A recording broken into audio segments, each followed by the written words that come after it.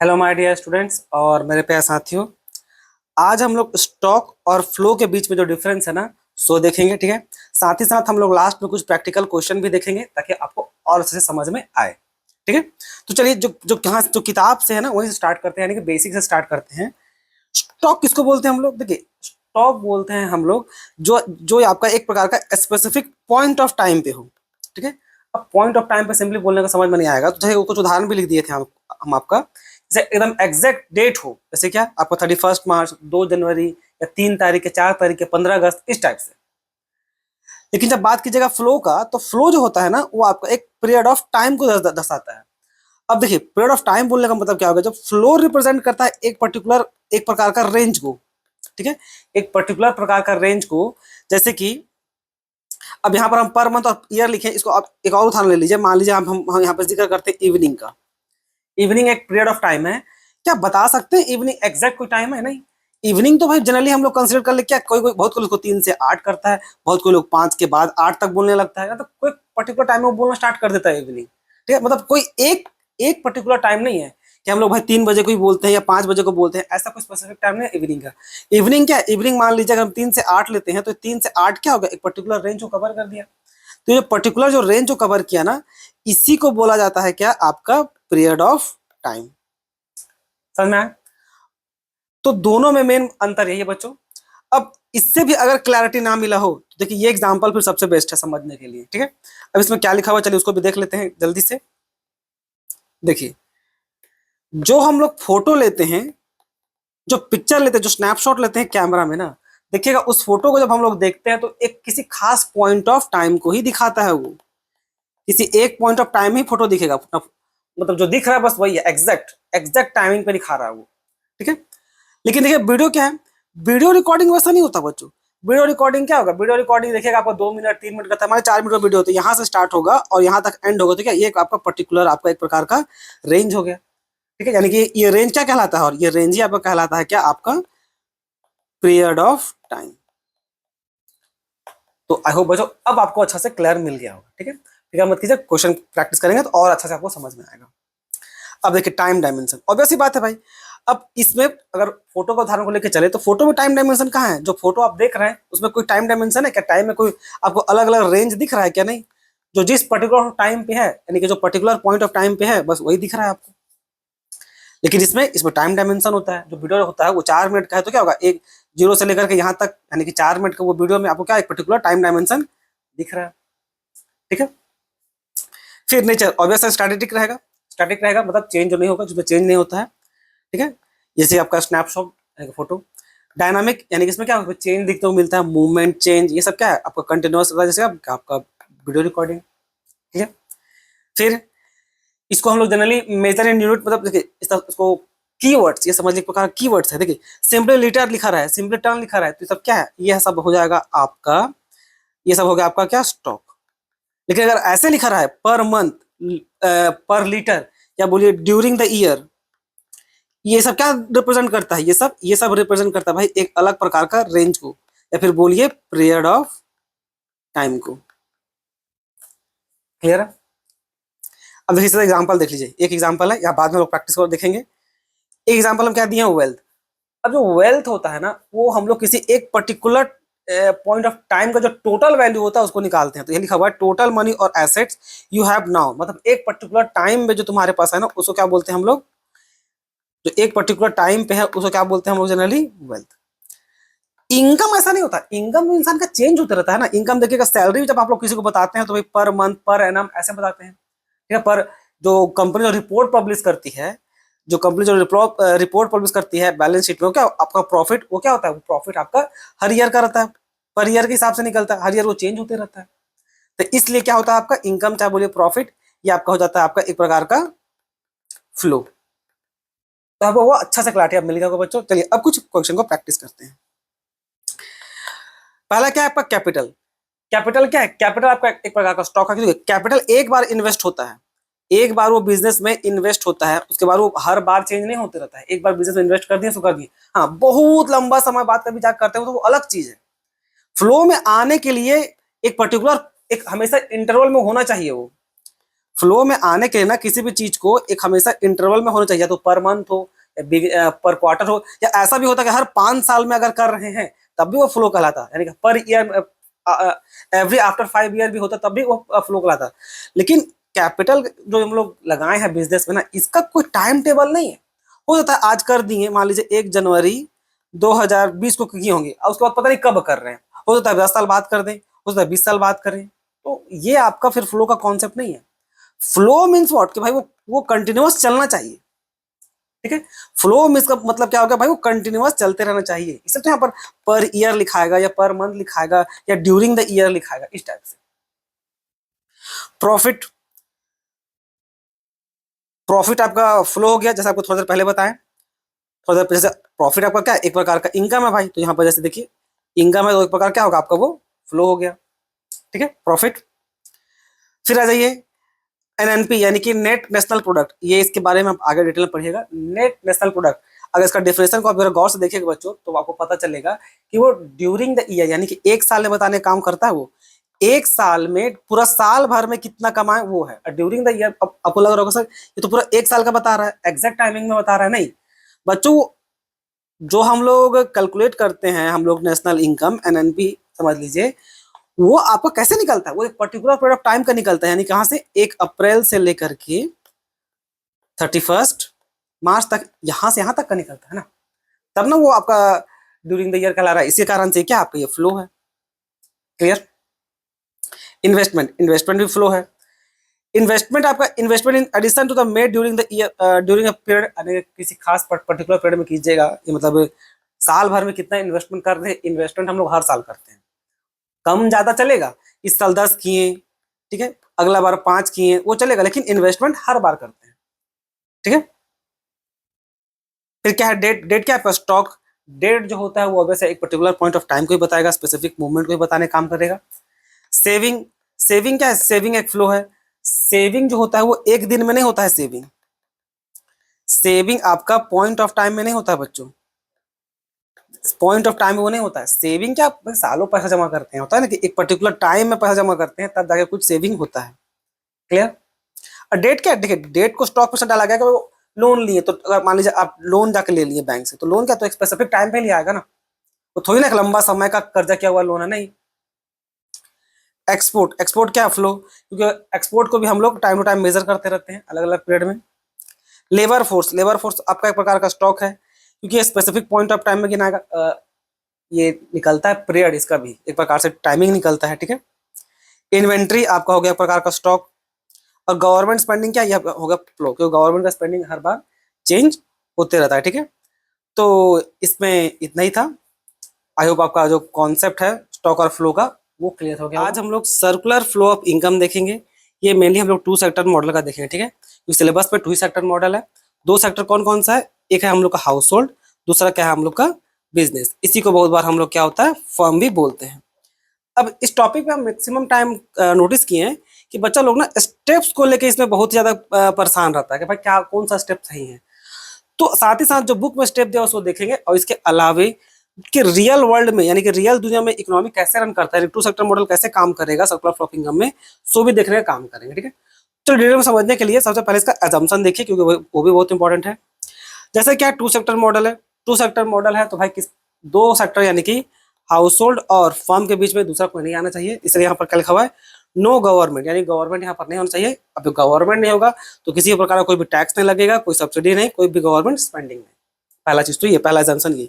कोई भी प्रकार का फॉरेन सेक्टर यहाँ पर इन्वॉल्व नहीं होगा, और जब फॉरेन सेक्टर इन्वॉल्व नहीं होगा बच्चों, तो किसी प्रकार का एक्सपोर्ट और इम्पोर्ट नहीं होगा, ठीक है। ये पूरी तरह से क्लोज इकोनॉमी होगा। क्लोज इकोनॉमी, और एक क्या है आपका, ओपन इकोनॉमी। क्लोज इकोनॉमी बोलने का मतलब होता है क्या, कि किसी भी प्रकार का import and export.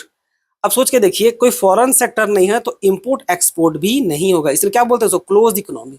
Open economy इसका जस्ट उल्टा, यानी कि यहाँ पर इंपोर्ट भी होगा, यहाँ पर एक्सपोर्ट भी होगा। आई होप आपको क्लियर हो गया होगा।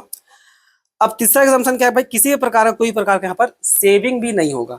सेविंग नहीं होगा तो उससे क्या होगा, कोई प्रकार का सेविंग हाउस होल्ड नहीं करेगा, और जितना भी फर्म है वो पूरा कोई प्रकार का रिजर्व, कोई प्रकार का प्रॉफिट रिटेन, यानी कि रिटेन मतलब किसी भी प्रकार का रिजर्व बनाने का काम नहीं करेगा, ठीक है। रिटेन अर्निंग जो बोलते हैं ना, यानी कि किसी प्रकार का सेविंग नहीं करेगा, यानी कि यहाँ पर होगा क्या, income is equal to consumption हो जाएगा, ठीक। अब चलिए हम लोग समझने काम करते हैं भाई सर्कुलर फ्लो ऑफ इनकम को थोड़ा सा अच्छा तरीका से, ठीक। चलिए जो बुक में दिया हुआ पहले उसी को समझते हैं, ठीक है। बुक में क्या दिया हुआ है, बुक में दिया हुआ है कि सबसे पहले क्या होगा, एक सेकेंड, सबसे पहले क्या है, सबसे पहले दिया जाता है कि ये जो हाउस होल्ड होता है ना, ये आपका फैक्टर ऑफ प्रोडक्शन आपका बिजनेसमैन यानी कि फर्म सबको प्रोवाइड करती है। अब फैक्टर ऑफ प्रोडक्शन क्या क्या वो प्रोवाइड करती है, लैंड, लेबर, कैपिटल और इंटरप्रेन्योरशिप। क्या वो केवल 4 ही चीज प्रोवाइड करती है? देखिए बच्चों, लेने को हम लोग बहुत सारा ले सकते हैं, लेकिन इकोनॉमिक्स और दुनिया में ना ये केवल 4 ही लिया गया है कन्वीनियंट पर्पज के लिए, ठीक है, समझने में आसानी हो इसलिए। तो क्या क्या देती है भाई फैक्टर ऑफ प्रोडक्शन के नाम पे, लैंड, लेबर, कैपिटल और इंटरप्रेन्योरशिप। अब ये जो बिजनेसमैन होता है इस फैक्टर ऑफ प्रोडक्शन का ना बढ़िया से प्रोसेस करके, ठीक है, बढ़िया तेल मसाला लगा के समझ लीजिए, उसको प्रोसेस करके क्या होता है, फिनिश गुड्स को बनाता है। और फिनिश गुड्स बनाने के बाद ये गुड्स और सर्विस हाउस होल्ड सबको प्रोवाइड कर देता है, ठीक है। और फिर यही बिजनेसमैन सब क्या होता है, ये जो फैक्टर ऑफ प्रोडक्शन मिला है ना, इसके बदले में, इस लैंड के बदले में समझ लीजिए रेंट, लेबर के को मिल जाता है उसका वेजेस, कैपिटल के बदले में इंटरेस्ट और इंटरप्रेन्योरशिप को क्या मिलता है, प्रॉफिट के नाम पे उसको वापस दे देती है, जिसको हम लोग क्या बोलते हैं, फैक्टर पेमेंट्स। क्लियर। और ये जो हाउस होल्ड होता है, ये जो गुड्स और सर्विस कंज्यूम की जिसको बिजनेसमैन सब दिया था, उसको उसके बदले में वापस रीपेमेंट कर देती है, जिसको हम लोग क्या बोलते हैं, कंजम्पशन एक्सपेंडिचर। तो ये है वो स्टेप जो जनरली बुक में लिखा रहता है। और बहुत कोई लोग उसको थोड़ा अलग तरीका से बना बताता है, जिसमें आपको लग रहा हो, किसी किसी बच्चा को लग रहा है कि सर हम तो ऐसा नहीं पढ़े हैं। कुछ बच्चा लोग उसको कुछ इस प्रकार से पढ़ा होगा। देखिए बताते हैं, कुछ लोग वो लोग का स्टेप कैसे गया होगा। सबसे पहले फैक्टर ऑफ प्रोडक्शन में क्या, हाउस होल्ड सा फैक्टर ऑफ प्रोडक्शन आपका बिजनेसमैन को दे देगा, और ये बिजनेसमैन ये जो फैक्टर ऑफ प्रोडक्शन है उसके बदले में उन लोग को फैक्टर पेमेंट्स कर देगा। ये पढ़े ना आप लोग। और फिर ये बिजनेसमैन सब फिर गुड्स और सर्विस दे देगा, और गुड्स और सर्विस के बदले में हाउस होल्ड सब आपका कंज्यूमर एक्सपेंडिचर वापस कंज्यूमर एक्सपेंडिचर के नाम पे वापस रीपेमेंट कर देगी। आप लोग यही दो तरीका पढ़ोगे, या तो पहला वाला या तो दूसरा तरीका, ठीक है। देखिए बच्चों, इकोनॉमिक्स में ना सबको इसी बात पे कंफ्यूजन रहता है कि भाई कि पहले कौन है, हु गोस फर्स्ट। मतलब आसान भाषा में कि भाई पहले मुर्गी आई है कि पहले अंडा आया है, एक ऐसे लिखा है, पहले अंडा आया है। इसी बात पे कंफ्यूजन रहता है बच्चा लोग को। देखिए ये मेन पर्पस नहीं है हाउस होल्ड को समझने का, इस पे परेशान नहीं हुए। और इकोनॉमिक्स लोग को पता था कि भाई ऐसा कंफ्यूजन होगा, इसलिए क्या हुआ ना, बाद में इसको अलग अलग 3 फेज में बांट दिया गया है।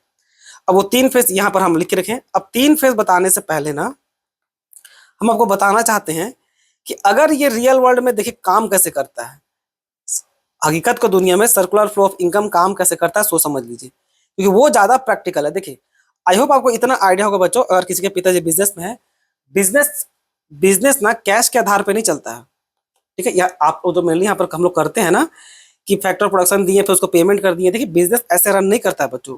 बिजनेस चलता है किस पे, बिजनेस चलता है आपका उधारी के दम पे। बिजनेस जो है आपका मेनली क्रेडिट के दम पे चलता है, ठीक है, रियलिटी में, ठीक। अब उसमें होता क्या है, देखिए सबसे पहले अगर उसको लोग रियल वर्ल्ड में लेके जाएंगे तो ऐसा जाएगा, ये factor of production house hold सब आपका बिजनेस मैन को प्रोवाइड करेगा, यानी कि लैंड, लेबर, कैपिटल और इंटरप्रेन्योरशिप। एक को उठाते हैं, मान लीजिए लेबर, मान लीजिए हाउस होल्ड से कोई भी, ये मान लीजिए एक प्रकार का सोसाइटी और इन्वायरमेंट है, कोई भी उठ करके फैक्ट्री में काम करने को आई 1 अप्रैल को, तो 1 अप्रैल को ज्वाइन करते ही क्या उसको सैलरी दे दिया जाता है? जरा आप ही बताइए। नहीं, सैलरी तुरंत नहीं मिलता है बच्चों, तुरंत पेमेंट कभी नहीं होगा। इसको सैलरी कब मिलेगा? इसको सैलरी मिलेगा 1 मई को। 1 मई को यानी कि जब पूरा वो 30 दिन काम कर लेगा, तो 30 दिन 31 दिन वो पूरा काम कर लेगा, तब जाकर के उसको सैलरी मिलता है। आसान भाषा में जो एक्रूड इनकम का जो कॉन्सेप्ट है, ठीक है, जो एक्रूड इनकम का जो कॉन्सेप्ट है, जो क्लास 11 में पढ़ के आएंगे अकाउंट्स में, इसमें क्या बोलते हैं भाई, अर्न बट नॉट रिसीव। ये प्रिंसिपल रियल लाइफ में फॉलो होता है, ठीक है। तो 1 अप्रैल को वो भले ज्वाइन किया, लेकिन 1 अप्रैल को सैलरी नहीं मिलता भाई, सैलरी मिलेगा सीधा 1 मई को। अब सोचिए फैक्टर ऑफ प्रोडक्शन लेबर को यहाँ पर आ गया है, ठीक है, यानी कि यहाँ पर आ गया लेबर। अब इस फैक्टर ऑफ प्रोडक्शन में और भी बहुत कुछ है, हम केवल एक लेबर को उदाहरण के तौर पर लिए आपको कन्वीनियंट पर्पज के लिए। तो मान लीजिए अब ये फैक्टर ऑफ प्रोडक्शन बिजनेस के पास आ गया। अब इसको क्या करती है, वो उसको अच्छा से प्रोसेस करती है, ठीक है। प्रोसेस करके क्या करेगी, फिर गुड्स बनाएगी, ठीक है। गुड्स बना करके फिर गुड्स और सर्विस हाउस होल्ड सबको प्रोवाइड कर दिया जाता है। क्लियर है? ये गुड्स बना करके हाउस होल्ड सबको प्रोवाइड कर दिया, गुड्स और सर्विस बना करके। और रियलिटी में क्या होता है ना, मान के अभी का डेट में मॉडर्न एरा में क्या माना जाता है बच्चों कि पैसा मेनली हाउस होल्ड सबके पास ही होता है। इसीलिए तो देखिएगा जो शेयर मार्केट होता है या पैसा हम लोग बोलते हैं मार्केट से पैसा उठा लो, तो मार्केट से पैसा उठा लो मीन्स व्हाट, किससे पैसा उठाना है? अरे पब्लिक से ही ना पैसा उठाइएगा, पैसा पेड़ में थोड़ी ना भरता है, पब्लिक से ही ना पैसा उठाइएगा। तो अल्टीमेटली मान के चला जाता है भाई कि पब्लिक के पास पैसा है, इसीलिए तो शेयर इशू होता है शेयर मार्केट में, अल्टीमेटली पब्लिक ही पैसा लगाती है ना। तो फैक्टर ऑफ प्रोडक्शन के नाम पे हाउस होल्ड सब मान लीजिए यहाँ पर बिजनेस सबको दिया, ये बिजनेस मैन सब प्रोसेस करके गुड्स और सर्विस दे दिया, और हाउस होल्ड सब फिर इसका पेमेंट करता है। ठीक है, हाउस होल्ड सब सिर्फ पेमेंट करता है आपका कंज्यूमर इसको बिजनेसमैन सबको ये जो मिला है गुड्स और सर्विस उसके बदले में। और फाइनली फाइनली जब इसको जब प्रॉफिट कमा लेती है बिजनेस, तो बाद में फिर इन सब का रीपेमेंट करती है, ये वहां पर नहीं सॉरी यहाँ पर जाएगा, ये फैक्टर्स पेमेंट करती है। ठीक है, यानी कि जब प्रॉफिट कमा ली उसके बाद ये जो वर्कर उठाए थे, ये जो वर्कर उठाए थे यहाँ पर, इस वर्कर को फिर लास्ट में वेजेस देने का काम करती है कब, मंथ का मतलब नेक्स्ट मंथ में, यानी कि 1 मई को। तो रियल वर्ल्ड कुछ इस तरह से काम करता है बच्चों।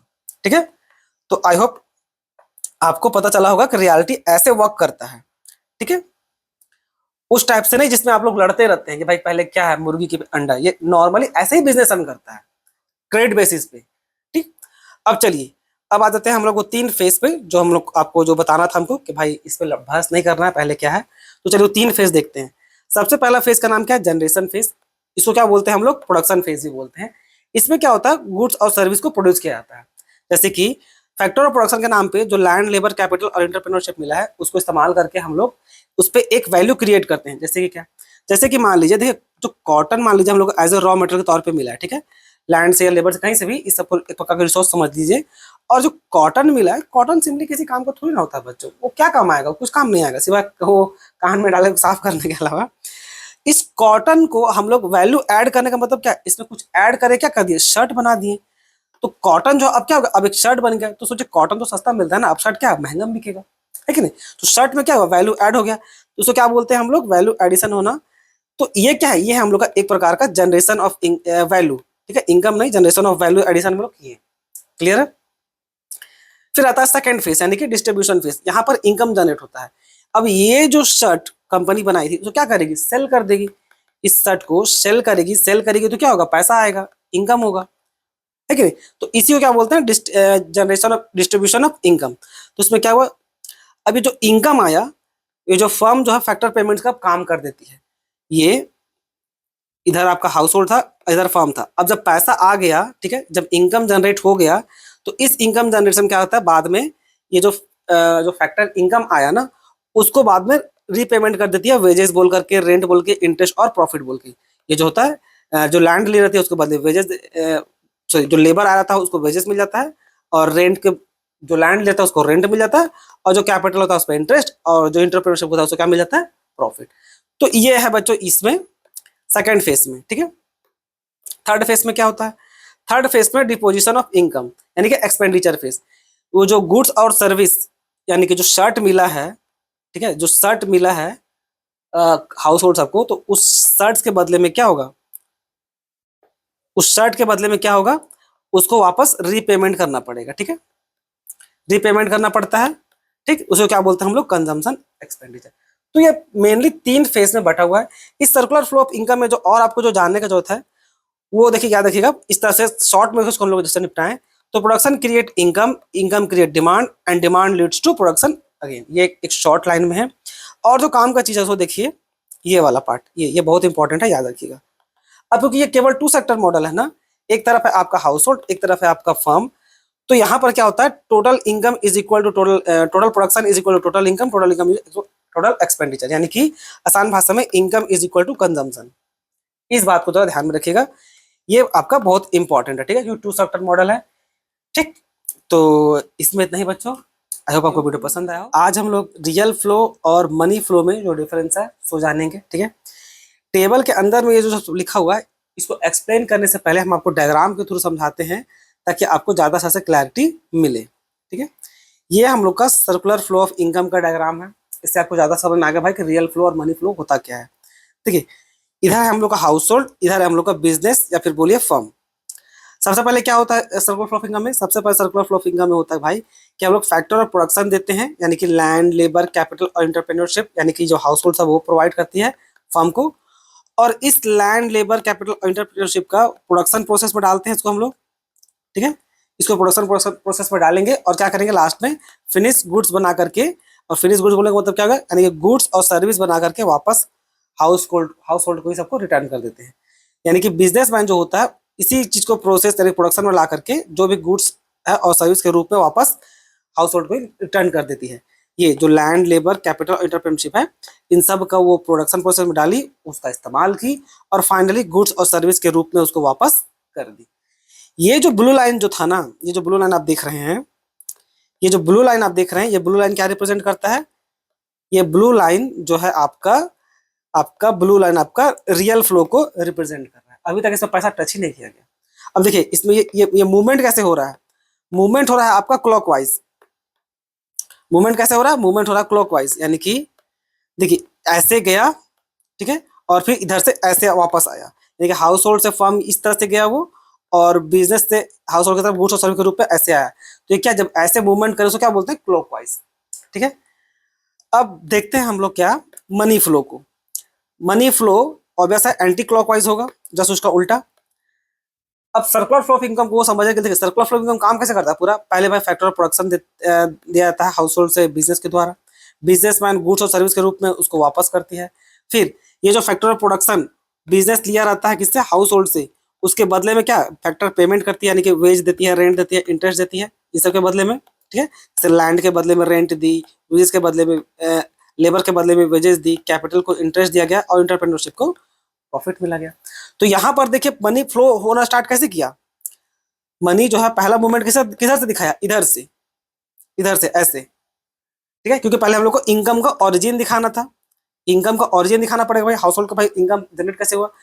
तो ये लोग पहले क्या किया, फैक्टर पेमेंट्स किया और बाद में इस गुड्स और सर्विस के बदले में ये जो हाउस होल्ड था ये आखिरकार फाइनली कंज्यूमर एक्सपेंडिचर यानी कि उन सब का पेमेंट किया है, ठीक है। तो मनी कैसे फ्लो हो रहा है, मनी आपका एंटी क्लॉकवाइज हो रहा है, ऐसे इधर से आया ऐसे, उसके बाद फिर इधर से जा रहा है ऐसे, यानी कि इस तरह से घूम रहा है।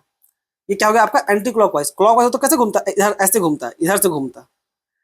तो ये था डायग्राम में। अब इसमें जो आपको जानने का जो था याद रखिएगा, सर्कुलर फ्लो ऑफ इनकम में जो रियल फ्लो है ना, उसमें गुड्स और सर्विस इमीडिएट में फ्लो करती है, बट मनी इमीडिएट में फ्लो नहीं करता है, ठीक है। यहाँ पर दिया देखेगा वो मनी इमीडिएट में फ्लो नहीं करता है। और इसी कारण से ये जो आप देखते हैं ना सर्कुलर फ्लो ऑफ इनकम, आपको पहले ही बोले थे, ये आपका एक प्रकार का कैश बेस्ड इकोनॉमी है, ठीक है। ये आपका बुक में कन्वीनियंट पर्पज के लिए बना गया, सिर्फ दिखाने के लिए भाई कि इनकम का सोर्स पहले दिखाना था, बस इसीलिए। जब तक इनकम नहीं होगा तब तक आप एक्सपेंडिचर कैसे कीजिएगा, इस कॉन्सेप्ट को ध्यान में रखते हुए आपका ये कैश बेस्ड इकोनॉमी बनाया गया है। रियल वर्ल्ड ऐसे काम नहीं करती, रियल वर्ल्ड आपका क्रेडिट बेस्ड इकोनॉमी पे रन करती है, ठीक है। ये आपको हम सर्कुलर फ्लो ऑफ इनकम में समझाए हैं। अब देखिए डिफरेंस। अब real flow means what, exchange of goods and service and factor of production between house hold and firm, तो आपको थोड़ा देर पहले समझाए थे। इसमें क्या एक्सचेंज ऑफ मनी, इसमें केवल मनी मूवमेंट होगा, जैसे कि क्या, जैसे आपका wages, rent, interest, profit between किसका हाउस होल्ड एंड फर्म, ठीक है। अब देखिए डायरेक्शन कैसा था इसका, क्लॉकवाइज था भाई, हाउस होल्ड से स्टार्ट हुआ और आखिरकार घूम फिर करके हाउस होल्ड में चला गया। जैसे कि इसमें आप देखे थे, ये हाउस होल्ड से ऐसे स्टार्ट हुआ और लास्ट में इसको कंपनी प्रोसेस की और लास्ट में हाउस होल्ड को रिटर्न कर दी। ये क्या था, क्लॉकवाइज। एंटी क्लॉकवाइज का जस्ट उल्टा होगा, ये फैक्टर पेमेंट्स की कंपनी इधर से, और हाउस होल्ड साहब वापस फिर सामान का कंज्यूम करने के बाद फिर से जब पेमेंट कर दी तो पैसा भी घूम फिर करके वापस चला गया। तो ये लिखा हुआ है क्लॉकवाइज। देखिए हाउस होल्ड से स्टार्ट हुआ, हाउस होल्ड को मिल गया, ये फर्म फैक्टर पेमेंट की और बाद में हाउस होल्ड साहब उसका एक्सपेंडिचर इस्तेमाल करने के बाद फिर से फर्म के पास वो पैसा लौट के वापस आ गया। तो सबसे पहले आपको समझाए थे। मूवमेंट क्या होता है, फिजिकल इनपुट मूवमेंट होता है। इसमें क्या होता है, करेंसी, क्रेडिट या डिजिटल पेमेंट चल रहा होगा, ठीक है। अल्टरनेटिव नेम क्या है, फिजिकल फ्लो को क्या बोलते हैं, दूसरा नाम क्या है, रियल फ्लो, यानी कि रियल फ्लो का दूसरा नाम क्या है आपका फिजिकल फ्लो, क्योंकि गुड्स और सर्विस फ्लो कर रहा है। नॉमिनल फ्लो में क्या आपका मॉनेटरी फ्लो, यानी कि पैसा फ्लो कर रहा है, ठीक है। जैसे एग्जांपल भी दिए एक थोड़ा सा, coal worker give 8 hour of labour to firm, ठीक है, यानी कि अपना लेबर दे रहा है, मेहनत दे रहा है, और ये क्या फर्म उसको 800 रुपए का पेमेंट कर रहा है, ठीक है। और ये जो देख रहे हैं ना, ये साइड बाय साइड जो हम लिखे थे, ये एक्चुअली वो दोनों का कैसे रियल फ्लो और मनी फ्लो कैसे हो रहा सो था, जैसे आपको बताए थे। ठीक है, सबसे पहले हाउस होल्ड क्या रिसोर्स प्रोवाइड करती है लैंड, लेबर और कैपिटल के रूप में। इस लैंड, लेबर और कैपिटल को फर्म क्या करती है, प्रोड्यूस करती है गुड्स और सर्विस को, और फाइनली और फर्म इसी गुड्स और सर्विस को हाउस होल्ड को वापस बेच देती है। और बाद में जब ये बेचती है तो उसके बदले में फिर जो रिवॉर्ड मिलता है ये रेंट वजह से, ये तो हम बस दिखा दिए, बस रिवॉर्ड यहाँ पर दिखाना था कि ये जो रिसोर्स जो मिला था इस रिसोर्स का रिवॉर्ड के तौर पे ये दिया गया है। ठीक है, ये जो वेज रेंट दिख रहा है सो यहाँ पे याद रखें मनी फ्लो नहीं कर रहा। मनी फ्लो भी इस तरह से होगा। फर्म प्रॉमिस की रहती है, देखिए यहाँ पर ऑब्लिगेशन रहता है एक्रूड इनकम का। भाई क्या आपको जैसे हम लोग ज्वाइन करेंगे 1 अप्रैल को ज्वाइन करेंगे तो तुरंत सैलरी थोड़ी ना मिलेगा बच्चों, सैलरी मिलेगा कितना 1 मई को, 30 दिन का गैपिंग है ना। तो यहाँ पर क्या होता है एक प्रकार से पेमेंट ऑब्लिगेशन यानी कि एक्रूड इनकम को फॉलो करते हुए भाई डिसाइड होता है कि भाई इतना पेमेंट करना है। ठीक है, फिर फर्म जो है खर्चा करती है। ठीक है, खर्च करती है मतलब अपना बुक में मेंटेन रखती है कि भाई वेजेस देना है, रेंट देना है, इंटरेस्ट देना है, प्रॉफिट देना है। फिर बाद में हाउस होल्ड सब उसका पेमेंट करता है गुड्स और सर्विस का जो कंज्यूम किया रहता है, और आखिर में फर्म जो है वापस जो प्रॉमिस की रहती है उसको वापस पेमेंट कर देती है। तो ये था बच्चों आपका डिफरेंस बिटवीन आपका रियल फ्लो का और मनी फ्लो का। आपका पूरा कॉन्सेप्ट आई होप क्लियर हो गया होगा। इसमें इतना ही, धन्यवाद साथियों। आज हम लोग लीकेज और इंजेक्शन में क्या डिफरेंस होता है सो जानने का काम करेंगे। ठीक है, देखिए लीकेज और इंजेक्शन सिंपल बोलने का मतलब है कि जो सर्कुलर फ्लो ऑफ इनकम होता है ना, मान लीजिए जैसे इधर हाउस होल्ड है इधर फर्म है, तो ये जो सर्कुलर फ्लो ऑफ इनकम है, लीकेज वर्ड बोलने का सिंपली मतलब हो गया भाई कि इससे मान लीजिए इस पूरा इकोनॉमी में 1,000 करोड़ रुपया रन कर रहा था। ठीक है, 1,000 करोड़ रुपया रन कर रहा था, तो लीकेज बोलने का मतलब है कि कोई पर्सन है या कुछ भी किसी भी कारण से, जैसे इस एग्जांपल में क्या दे लीकेज एग्जांपल क्या है आपका, सेविंग है, टैक्स है, इंपोर्ट्स है, ये सब आपका लीकेज का एग्जांपल है। तो मान लीजिए इस 1,000 करोड़ का इकोनॉमी फ्लो कर रहा था, इधर हाउस होल्ड सब था, इधर फर्म था, इसमें से अगर किसी भी कारण से पैसा अगर कोई सेव कर ले, मतलब पब्लिक लोग पूरा पैसा खर्च ना करके पैसा सेव करने लगे और 100 करोड़ अगर निकाल ले, इस मीन्स व्हाट कि अब केवल 900 करोड़ इकोनॉमी में रन कर रहा है, इकोनॉमी में मात्र 900 करोड़ रन कर रहा है, तो ये क्या कहलाता है आपका लीकेज। क्लियर, इसका उल्टा भी होगा इंजेक्शन के लिए, इंजेक्शन का जस्ट उल्टा। इधर आपका मान लीजिए हाउस होल्ड है, इधर फर्म है और ये घूम रहा है सर्कुलर फ्लो ऑफ इनकम। इससे पहले 1,000 करोड़ था, इसमें मान लीजिए अब देखिए इन्वेस्टमेंट, ये क्या इन्वेस्टमेंट आपका एग्जाम्पल है आपका इंजेक्शन का, यानी कि पैसा डाल देना। तो ये भैया सर्कुलर फ्लो ऑफ इनकम था, पहले 1,000 करोड़ मूव कर रहा था, गवर्नमेंट इसमें 100 करोड़ और डाल दी, तो अब कितना का इकोनॉमी चल रहा है 1,100 करोड़ का। तो मेन मोटा मोटी मीनिंग यही है, लेकिन इससे ही मतलब पूरा क्लैरिटी नहीं मिलेगा, थोड़ा सा इसको डिटेल में कीवर्ड्स आपको देखना जरूरी है, क्योंकि एग्जाम में आपका कीवर्ड से क्वेश्चन पूछ सकता है। तो सिंपल मतलब देखिए, money that leaves the circular flow of income, यानी कि सर्कुलर फ्लो ऑफ इनकम से अगर पैसा विड्रॉ कर लीजिएगा तो क्या कहलाता है वो आपका leakage. Circular flow of income में पैसा अगर इंटर कर जाए तो क्या कहलाता है आपका इंजेक्शन। नेशनल इनकम में क्या इफेक्ट पड़ता है, ऑब्वियस है, अगर पैसा विड्रॉ होगा तो नेशनल इनकम क्या होगा, घटेगा, रिड्यूस करेगा। और अगर पैसा अगर ऐड कर जाएगा तो क्या होगा, नेशनल इनकम इंक्रीज करेगा। क्यों, क्योंकि देखिए प्रोडक्शन ज्यादा कीजिएगा तो नेशनल इनकम भी ज्यादा आएगा, प्रोडक्शन कंजम्पशन ज्यादा कीजिएगा तो वो भी ज्यादा आ जाएगा। डिमांड पे क्या इंपैक्ट पड़ेगा, decrease demand for goods and service. Obviously भाई पैसा ही अगर निकल जाएगा तो प्रोडक्शन का कमी हो जाएगा, प्रोडक्शन का कमी होगा, जब सप्लाई कम होगा तो भाई डिमांड भी कम होगा एक प्रकार से। ठीक है, अब increase demand for goods and service, अगर देखिए पैसा इकोनॉमी में डालिएगा तो नया नया तरह का प्रोडक्ट आएगा, नया तरह का गुड्स आएगा, तो क्या होगा, डिमांड आपका इंक्रीज करेगा। इफेक्ट ऑन प्रोडक्शन देखिए, leads to fall in production, यहाँ पर क्या होगा, फॉल करेगा, गिरेगा, भाई पैसा ही निकाल लिया गया है। यहाँ पर क्या होगा, इंक्रीज करेगा, राइज करेगा। ठीक है, flow of direction, money flow out of economy, यानी कि इकोनॉमी से पैसा निकाल लिया गया, जैसा आपको बताया तो एग्जांपल में वो। और यहाँ पर क्या है, मनी फ्लो इनटू इकोनॉमी, मतलब पैसा इकोनॉमी में डाला गया है। एग्जांपल बहुत इंपॉर्टेंट है, सेविंग, टैक्स, इंपोर्ट, और इसमें क्या है, इन्वेस्टमेंट, गवर्नमेंट स्पेंडिंग, टैक्स। अब आप लोगों को लग रहा होगा एक चीज आपको समझने का, देखिए अगर हम लोग पढ़ते एग्जाम में क्या, हम लोग केवल दिखते एग्जाम में 2 सेक्टर मॉडल, हम लोग का केवल मॉडल होता है क्या, हाउस होल्ड और इधर फर्म, ये केवल 2 सेक्टर मॉडल होता है। इस 2 सेक्टर मॉडल का तो भाई पहला ही रूल यही है कि इसमें ना ही कोई एक्सपोर्ट होता है, ना इंपोर्ट होता है, ना कोई सेव करता है, ना कुछ नहीं, यानी कि जितना आपका इनकम है वो आपका कंजम्पशन यहाँ पर बराबर होता है। तो उस सेंस से भाई ये 2 सेक्टर मॉडल में ना ही कोई लीकेज होता है, ना ही कोई इंजेक्शन होता है। और कुछ नहीं होता है। लीकेज और इंजेक्शन तो बच्चों आपका आगे का फर्दर मॉडल के लिए है, ठीक है। इसीलिए देखिएगा इसका जो इक्विलिब्रियम होगा ना, इसका इक्विलिब्रियम कंडीशन क्या है टू सेक्टर मॉडल का, कि income is equal to consumption. Y जो है आपका इनकम को डिनोट करता है, ठीक है। सी रिप्रेजेंट करता है कंजम्पशन को। और इसी को क्या बोलते हैं हम लोग, ये हम लोग का एक प्रकार का क्लोज इकोनॉमी है। क्लोज इकोनॉमी बोलने का मतलब होता है क्या, कि यहाँ पर भाई कोई प्रकार का एक्सपोर्ट एंड इंपोर्ट नहीं हो रहा है, क्लोज इकोनॉमी है। अगर सेम चीज अगर थ्री सेक्टर मॉडल होता है, थ्री सेक्टर मॉडल में अगर गवर्नमेंट भी इंक्लूड होता है, तब हम लोग का इक्विलिब्रियम कंडीशन क्या होता है, तब हम लोग का इक्विलिब्रियम कंडीशन होता है S plus T is equal to I plus G, ठीक है। सेविंग और टैक्स, इधर क्या है इन्वेस्टमेंट और गवर्नमेंट का spending. Clear. Four sector model जो किताब में आप कभी कभी देखे होंगे, फोर सेक्टर मॉडल में आपको कौन कौन रहेगा, हाउस होल्ड, फर्म, गवर्नमेंट और फॉरेन सेक्टर। क्या इन सबको जानने के जो डिटेल में क्यों नहीं पढ़ा, देखिए सिलेबस में केवल हम लोग का टू सेक्टर मॉडल है, केवल क्या है हम लोग का सिलेबस में टू सेक्टर मॉडल है, इसलिए बस उसको तो जल्दी से बस भगा दे रहे हैं। बस खाली देखने का भी है ना, तो ज्यादातर तो बस ये देखिएगा equilibrium condition two sector model का और ये थ्री सेक्टर मॉडल का। थ्री सेक्टर मॉडल का क्या है आपका इक्विलिब्रियम, आपका S plus T plus M is equal to I plus G plus X, ठीक है। सेविंग, टैक्स और आपका इंपोर्ट, और इधर क्या है आपका इन्वेस्टमेंट, गवर्नमेंट स्पेंडिंग, और ये क्या है आपका एक्सपोर्ट, इस टाइप से है। तो आई होप आपको ये समझ में आ गया होगा बच्चों, इंजेक्शन, लीकेज और इंजेक्शन। तो इसमें इतना ही, धन्यवाद।